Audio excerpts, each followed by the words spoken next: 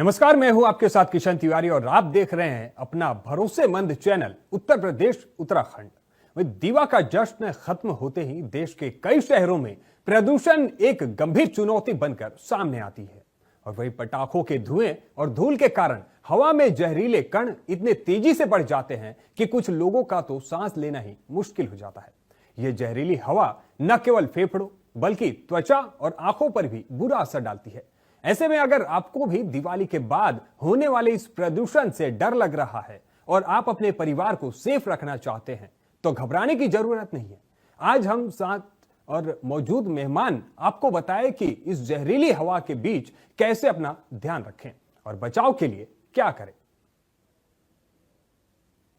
तो हवा की गुणवत्ता जो है वो खराब होती जा रही है। दिवाली के बाद कई शहरों में जो AQI का जो लेवल है वो देखा जा रहा है काफी बहुत ही खराब होते जा रहा है।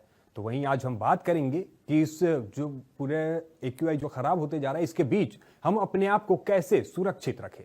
वही फेफड़ों के बचाव के लिए क्या करना चाहिए, त्वचा के बचाव के लिए क्या करना चाहिए, हवा की जो गुणवत्ता खराब होती जा रही है, मुसीबत जो आई है, इसमें हमें किस किस प्रकार से अपने आप को सुरक्षित रखना है, ये तमाम चीजों के बारे में आज हम जानेंगे। हमारे साथ जो हमारे एक गेस्ट खास मेहमान हमारे साथ जुड़ने वाले हैं वो तमाम चीजों के बारे में हमें जानकारियां देंगे। बच्चे, बूढ़े और बीमार लोग कैसे अपना बचाव कर सके, फेफड़ों के बचाव के लिए क्या क्या करें, सांसों पर जो संकट आ रही है, हवा की गुणवत्ता जो खराब होती जा रही है, वहीं मुश्किल में सांसें हैं। तो इन सारी चीजों के बारे में आज हम जानेंगे कि इस पे कैसे हम काबू पाए, अपने आप को कैसे सुरक्षित रखें, फेफड़ों के बचाव, उसके साथ साथ श्वास से होने वाली जो तकलीफें हैं उससे कैसे बचा जा सके। तो ये तमाम चीजों के बारे में आज हम बात करेंगे। हमारे साथ जुड़ेंगे हमारे एक खास मेहमान। ग्राफिक्स के जरिए अभी आप देख सकते हैं फेफड़ों के बचाव के लिए क्या क्या करना चाहिए, ये तमाम चीजें अभी ग्राफिक्स के जरिए हम आप तक पहुंचा रहे हैं। दिवाली के बाद अगली सुबह जिस हिसाब से AQI का लेवल देश के कई सारे शहरों में जो बिगड़ता चला जा रहा है, अगर हम बात करें दिल्ली की, राजस्थान की, हरियाणा की, कई सारे शहर हैं जहां पर AQI का लेवल बहुत ही बुरी हालत में है। तो उस ऐसे कंडीशन में कैसे बचा जा सके, कैसे अपने त्वचा को सुरक्षित रख सकते हैं, ये इसके बारे में आज हम जानेंगे, बात करेंगे हमारे खास मेहमान से। तो चलिए अब हमारे साथ जुड़ गए हमारे मेहमान, खास मेहमान। हम बातचीत करेंगे हमारे साथ जुड़े हुए डॉक्टर राकेश कुमार गुप्ता जो सीनियर फिजिशियन है होम्योपैथ में। आपका बहुत बहुत स्वागत है राकेश जी हमारे साथ में आज चर्चा करने के लिए। और हमारे साथ और जुड़ी हुई है डॉक्टर साक्षी मनचंदा, फिजिशियन जो है वो मेदांता हॉस्पिटल से। साक्षी जी आपका भी बहुत बहुत स्वागत है हमारे साथ आज की ये चर्चा में। अच्छा राकेश जी, मैं सबसे पहले आपसे पूछना चाहूंगा कि ये जो AQI का जो लेवल खराब होते जा रहा है दिवाली के बाद, जो कई शहरों में जो देखा जा रहा है कि सांस लेना भी वहां पर बहुत मुसीबत हो गया है, और इससे होने वाली बीमारियों से बचने के लिए क्या क्या उपाय हम कर सकते हैं? ठीक है, इस समय वाकई बहुत खतरनाक स्थिति है। मेट्रो सिटीज में, दिल्ली में तो बहुत ज्यादा खतरनाक स्थिति है। तो सबसे ज्यादा तो हमें बचना चाहिए जो बच्चे हैं, बूढ़े हैं, प्रेग्नेंट फीमेल हैं, या कोई लीवर डिजीज है, क्रॉनिक हार्ट डिजीज है, ऐसे लोगों को ज्यादा रेस्पिरेटरी की प्रॉब्लम है, COPD वगैरह है, तो उसको ये बहुत ज्यादा एग्रावेट कर देता है। तो प्रयास करें ऐसे लोग घर में ही रहें, जरूरत हो तो ही निकलें। मॉर्निंग वॉक अगर इस समय घर पे ही करें, अंदर कमरे में करें, सक्षम हो तो एयर प्योरीफायर भी लगाएं, बाहर निकलना पड़े तो अच्छी क्वालिटी का मास्क लगाएं और कम से कम एक्सपोजर लें बाहर का जी। ये बहुत जरूरी है, बच के रहें। और इम्यूनिटी बूस्टर के लिए कुछ चीजें नियमित तभी लें, जैसे लाइकोपिन बहुत अच्छा रोल होता है, जो लाल पके टमाटर मिल जाएगा आराम से। तो शहर में रहने वाले लोगों को जिनको ये हमेशा झेलना पड़ता है, तो लाल टमाटर कच्चा खाएं चाहे उबाल के खाएं, सूप में किसी तरह जरूर लें। लाइकोपिन का इंटेक जरूर करें। एक मीडियम साइज का 4 टमाटर लेते हैं तो दिन भर की लाइकोपिन की रिक्वायरमेंट पूरी हो जाती है। विटामिन C बहुत जरूरी है, तो नींबू, आंवला, बहुत चीजें हैं, हरी मिर्चें भी पाई जाती है, तो आप वो अगर लेते हैं तो हमारा इम्यूनिटी कम से कम बिल्ड रहेगा, बीमारियों से लड़ पाएंगे। फिलहाल बचाव ही बहुत बड़ा इसमें तरीका है, बचना चाहिए, जितना एक्सपोजर हम कम करें। दूसरा एक चीज सबसे बढ़िया है कि में केवल बाहर के हिस्से में ही, अंदर बहुत ज्यादा नहीं उसको खींचना है। लोग तेल डाल के खींच लेते हैं, ऐसा नहीं करना है। गरी का तेल सबसे अच्छा है, नहीं तो आयुर्वेदिक की आती अणु तेल या षडबिंदु तेल, इसके डाल के 2-2 बूंद आप जरूर लगाएं सुबह शाम। तो जो 0.25 0.10 माइक्रो जो है पीएम है पार्टिकल्स, या और भी इतने हैं आपके यहीं पे, वो एब्जॉर्ब हो जाएंगे तेल से और अंदर नहीं जा पाएगा फेफड़ों में फिलहाल। तो ये भी एक अच्छा उपाय है, कर सकते हैं। जी। अब हम बात करते जी हैं जी। डॉक्टर साक्षी से। जी साक्षी जी, अब आप ये बताइए कि जो हमारे यहाँ पे छोटे छोटे जो बच्चे हैं, खास करके उनके लिए जब वो बाहर निकलते हैं और इस प्रकार से जो अभी वातावरण जो देखने को मिल रहा है, जो हवा में प्रदूषण फैला हुआ है, इससे बच्चों को कैसे सुरक्षित रखा जा सके, क्योंकि बच्चे जो हैं वो बहुत जल्द बीमार होने के भी उनमें चांसेस रहते हैं, तो ऐसे में बच्चों का कैसे ध्यान रखें? नमस्कार, मैं डॉक्टर साक्षी मितुंदा हूँ, सीनियर कंसल्टेंट वेदांता लखनऊ में। ये आपने बहुत अच्छा टॉपिक आज चूज किया है। ये इस समय खासकर दिवाली के बाद स्पेशली ये जो पार्टिकल्स इकट्ठे हो जाते हैं, और स्पेशली इस समय सुबह के समय अगर थोड़ी सी फॉग भी हो रही होती है, तो ये फॉग और स्मोक मिल के जो है वो स्मॉग बन जाता है। तो ये स्मॉग जो है वो काफी डेंजरस हो जाती है, क्योंकि ये सीधा जाके फेफड़ों में डिपॉजिट होती है, और कई बार हाइपर सेंसिटिविटी निमोनाइटिस हो जाती है। कई बार जो पेशेंट्स, खासकर जिनको अस्थमा है, सीओपीडी है, ऐसे पेशेंट्स में सांस की दिक्कत काफी ज्यादा बढ़ जाती है। इंटरस्टिशियल लंग डिजीज के पेशेंट्स हैं या हार्ट पेशेंट्स हैं, उनमें काफी प्रॉब्लम बढ़ जाती है। तो बच्चों में भी जिनको स्पेशली खासकर अस्थमा है या एलर्जिक ब्रोंकाइटिस है, ऐसे में बच्चों को भी काफी दिक्कत हो जाती है। तो मेरी ये एक राय है कि स्पेशली इस समय जब एयर क्वालिटी बहुत खराब हो रही है, तो बच्चों को कोशिश करिए बाहर ना जाने दिया जाए। और अगर जाने भी दे रहे हैं तो एटलीस्ट ये सुबह और शाम का समय स्पेशली अवॉइड किया जाए, जब ये फॉग के साथ स्मोक हो रही होती है। तो मॉर्निंग और इवनिंग स्पेशली इस टाइम पे जब धुंध भी है, उस टाइम पे थोड़ा सा अवॉइड करना चाहिए स्पेशली। और अगर जाना हो तो मास्क पहना के भेजें, स्पेशली ये टाइम थोड़ा सा निकालना इम्पोर्टेंट है।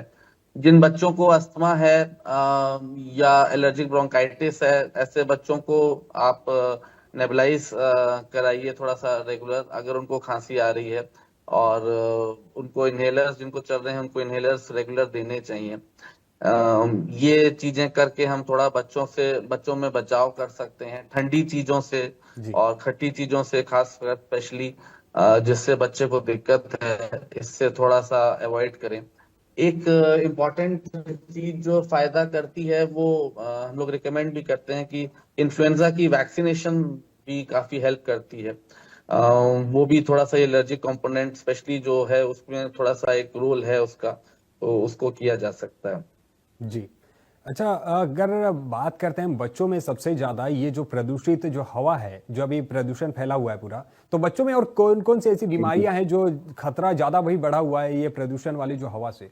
तो ये और कौन कौन सी बीमारियां होने जी की उनकी संभावनाएं हैं और उससे बचने के लिए और क्या किया जा सकता है?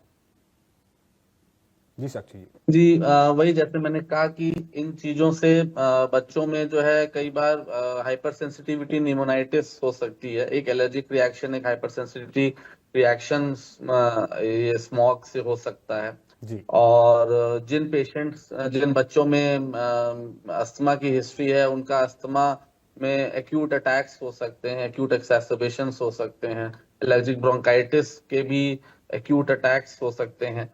तो इसमें बच्चों को, इसलिए स्पेशली ऐसे बच्चों को जिनमें अस्थमा या एलर्जी है, उनको तो अवॉइड करना चाहिए बाहर भेजने के लिए। और अगर बाहर भेजें तो मास्क पहना के ही भेजें। और क्योंकि ये जो जिन बच्चों में अस्थमा नहीं भी है या एलर्जी नहीं भी है, ऐसे बच्चों में जब ये आप एक्सपोज करते हैं बच्चे को ऐसी धूल मिट्टी और ये मतलब ये खराब एयर क्वालिटी, एयर पोल्यूशन को, तो ऐसे बच्चों में एक टेंडेंसी रहती है कि एक हाइपर सेंसिटिविटी रिएक्शन हो, और ये धीरे धीरे करके कई बार ऐसे बच्चे फिर लंग डिजीज में एलर्जी ब्रोंकाइटिस डेवलप कर ले जाते हैं। तो इन जनरल ओवरऑल सारे बच्चों को ही अवॉइड करना तो चाहिए एक्सपोजर को, लेकिन स्पेशली जिनको ऑलरेडी है उनको तो और ज्यादा अवॉइड करना चाहिए। जी। और जैसे मैंने बताया कि अच्छी डाइट हो, ठंडी और खट्टी चीजें थोड़ा अवॉइड करें। अपने जो बच्चे जिनको अस्थमा है उनको अपने रेगुलर इनहेलर्स या नेबुलाइजेशन जरूर लें। इन चीजों का ध्यान रखना बहुत जरूरी है। जी। कोई भी बुखार आता है तो उसको निग्लेक्ट ना करें, उसको डॉक्टर को जरूर दिखाएं। किसी बच्चे को अगर खांसी हो रही है, सांस फूल रही है, उसको दिक्कत आ रही है तो उसको निग्लेक्ट ना करें, उसको जरूर दिखा देना चाहिए। बिल्कुल। अच्छा, राकेश जी, अब मैं आपके पास आता हूँ। अभी मैं ये एक चीज़ पूछना चाहूँगा कि जैसे देखा जाता है कि काफ़ी लोग जो हमारे यहाँ पे बुजुर्ग लोग हैं वो लोग मॉर्निंग वॉक के लिए निकलते हैं। जो युवा हैं वो काफ़ी सारी जो अलग अलग चीज़ों के लिए तैयारी, जैसे कि आर्मी ऑफिसर या पुलिस के लिए वो लोग दौड़ने के लिए सुबह में निकलते हैं। तो ये इन लोगों के लिए आप क्या कहना चाहेंगे और ऐसे लोगों को अपने आप को कैसे सुरक्षित रखना चाहिए? बिल्कुल, बहुत बढ़िया सवाल है आपका। देखिए, कुछ प्रोफेशन भी ऐसे हैं कि निकलना ही पड़ेगा उनको। जी तो बिल्कुल। जैसे डॉक्टर ने बताया कि अच्छी टाइप का मास्क लगा के जरूर निकलना है, जितना हो सके बचाएं। लेकिन अगर इस तरह की सर्विस ही है, काम ही है, निकलना ही है, तो मास्क बहुत जरूरी है। और मास्क लगाने के पहले मैंने बताया कि अपने नाक के आगे वाले हिस्से में ऑयलिंग जरूर लगाएं, जो भी उपलब्ध हो। सरसों का तेल थोड़ा इरिटेट करता है, वो मत लगाएं। गरी का तेल आराम से, कोई भी दिक्कत नहीं होती है। और जरूर लगाएं, सिर्फ मास्क लगा लें आप अच्छी क्वालिटी का। और अपनी इम्यूनिटी बूस्टिंग के लिए मैंने बताया जो वो चीज़ें लेती रहें। बाकी अब एडिक्वेट पानी पीती हैं, और कम से कम एक्सपोजर लें, जितना हो सके जितना में काम चल जाए उतना ही। अब जल्दी से जल्दी वापस घर पे आएँ, अच्छे से मुंह हाथ धोएं, साफ करें और रेस्ट लें। तो ये बहुत जरूरी है, क्योंकि अगर ब्लड प्रेशर बढ़ा रहता है, क्रॉनिक हार्ट की डिजीज है, लीवर डिजीज है, तो बड़ा खतरनाक भी रहता है। 0.25 तो सीधे ब्लड में भी चला जाता है। तो ये बड़ा डेंजरस है, इसलिए इसका जितना कम एक्सपोजर हो उतना ही अच्छा है। जी ये बहुत ध्यान देना है। जी। जैसे कि आप सीनियर फिजिशियन है होम्योपैथ के, तो होम्योपैथ में और इन चीज़ों से बचने के लिए और क्या क्या चीज़ें हैं और क्या कर सकते हैं लोग, खास करके बच्चे बुजुर्ग जिनमें ज़्यादातर बीमारियों की जो बढ़ने का खतरा है वो ज़्यादा रहता है, क्योंकि एक समय के बाद में जैसे बुजुर्ग होते हैं लोग तो उनमें बीमारियों का खतरा बहुत ज़्यादा होता है। तो ऐसे लोगों के जल्दी चपेट में आ हाँ बिल्कुल। सकते हैं, बीमारियां उन्हें जल्दी हो सकती है। तो इन लोगों के लिए और क्या उपाय है? जैसे हमारे यहाँ भी में जी वैक्सीन है इन्फ्लुएंजा की। इन्फ्लुएंजा के वायरस से ही बनी है इन्फ्लुएंजिनम। इन्फ्लुएंजिनम 200 की अगर आप 10-10 मिनट पे 3 बार दे देते हैं, 2-2 बूंद केवल, कोई भी बच्चा हो चाहे बड़ा हो, सबका एक बार सीधे टंग पे 2-2 बूंद 10-10 मिनट पे 3 बार दे दिया जाए तो पूरा वैक्सीन का काम करता है। और इस सीजन में उसको चांसेस है कि 90 से 95% उसको इन्फ्लुएंजा नहीं होगी। एक सीजन का पूरा ये इम्यूनिटी देती है। अब बहुत अच्छा है, मैं तो 20 साल से तो टेस्टेड है, तो ये वैक्सीन ही है पूरी। और 200 पोटेंसी में है, लेना है इसको।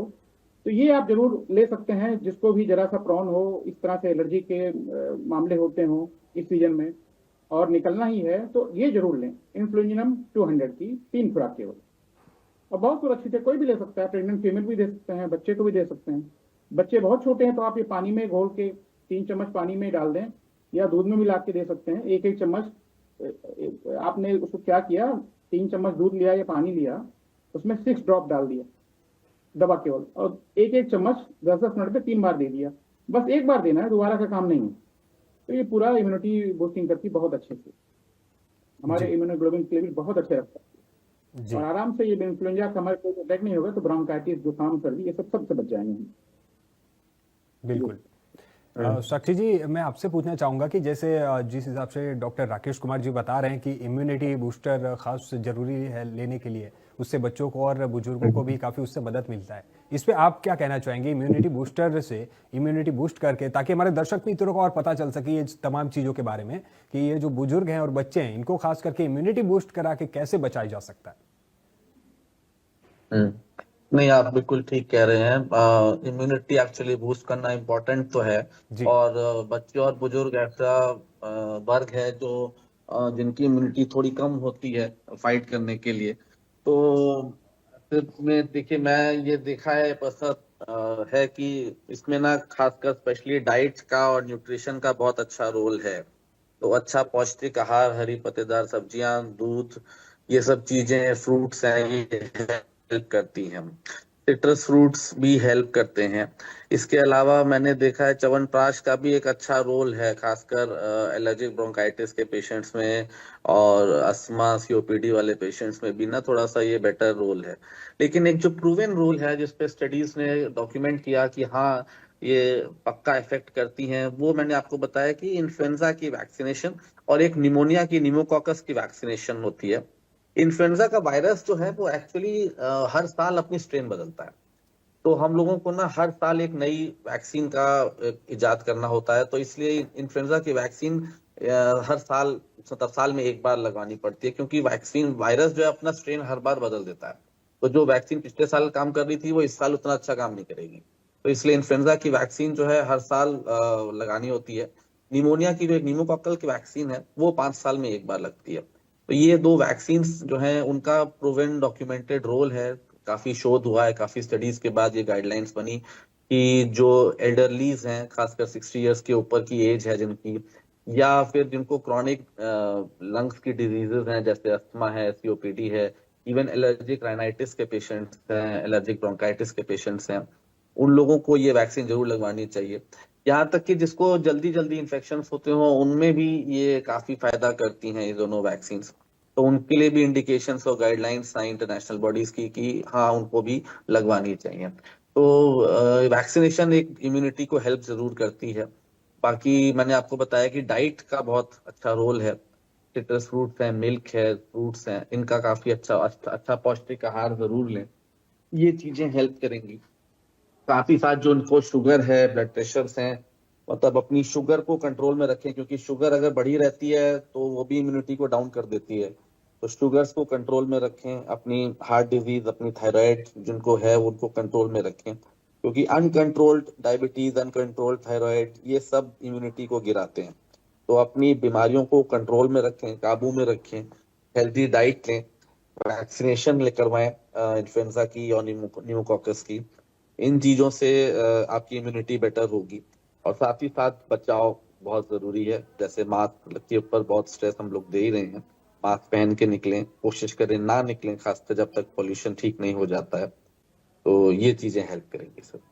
जी, आप कह रहे हैं कि कोशिश करें कि ना निकले, लेकिन जिस हिसाब से अभी हम बात कर रहे थे वही थोड़ी देर पहले कि जो युवा हैं वो युवा काफ़ी सारी जो तैयारियों के लिए जाते हैं, बुजुर्ग हैं जो काफ़ी सुबह मॉर्निंग वॉक के लिए जाते हैं, तो उनका तो निकलना खैर तय है, नहीं निकलना चाहिए, ये आपकी बात बहुत सही है। मतलब मेरा ये कहना है कि जी। मतलब स्पेशली देखिए जो एल्डरलीज हैं, बुजुर्ग लोग हैं, अब उनको अगर वॉक करनी है तो मेरी राय ये रहेगी कि सुबह के टाइम पे जब धुंध है, फॉग है, उस टाइम पे थोड़ा सा अवॉइड करें। थोड़ा धूप थोड़ी सी निकल आए तो ये जो स्मॉग है ये थोड़ा सा सेटल डाउन हो जाती है। जी। तो अगर वॉक करनी ही है तो फिर थोड़ा सा धूप निकल आए, थोड़ा मौसम भी ठंडा हो रहा है आजकल, तो हल्की धूप रहेगी तो आपको भी अच्छा लगेगा, ठंड कम लगेगी। तो हल्की धूप थोड़ी सी निकल आए उस टाइम पे वॉक करना ज्यादा थोड़ा सा सेफ रहेगा। जी। और जो एल्डरलीज हैं, जो पेशेंट्स हैं अस्थमा के, सीओपीडी के, ऐसे पेशेंट्स को थोड़ा सा सर हाई पोल्यूटेड एयर में निकलना बहुत समझदारी नहीं होगी। अगर निकलना ही है तो फिर थोड़ा सा धूप निकल आए तब वॉक करें तो ज्यादा अच्छा रहेगा, तो सेफ रहेगा बेसिकली। जी।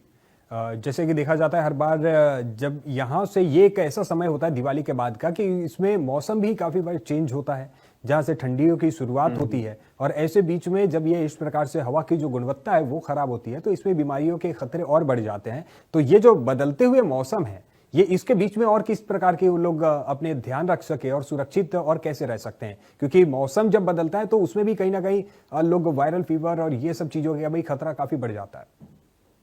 तो इनको आप क्या कहना चाहेंगे? जी, देखिए जब मौसम स्पेशली चेंज होता है ना, तो वो एक स्पेशल टाइम होता है अस्थमैटिक पेशेंट्स के लिए, जी। क्योंकि चेंज ऑफ सीजन एक ट्रिगर प्रोवाइड करता है। और कई बार लोगों को बहुत सीवियर अस्थमा के अटैक्स होते हैं, कई बार हॉस्पिटलाइज तक करना पड़ता है, भर्ती करने की जरूरत पड़ जाती है। तो उस टाइम पे स्पेशली ये प्रोन होते हैं अस्थमैटिक पेशेंट्स, चाहे वो बच्चे हों चाहे बड़े हों। सीओपीडी के पेशेंट्स, अस्थमा के पेशेंट्स इस टाइम पे काफी प्रोन होते हैं एकदम अटैक्स अस्थमा के होने के, एक्यूट एक्सार्बेशंस के। तो इसलिए इम्पोर्टेंट है, जैसे मैंने कहा कि इस सीजन पे फिर इन्फ्लुएंजा का वायरस भी इम्पोर्टेंट हो जाता है।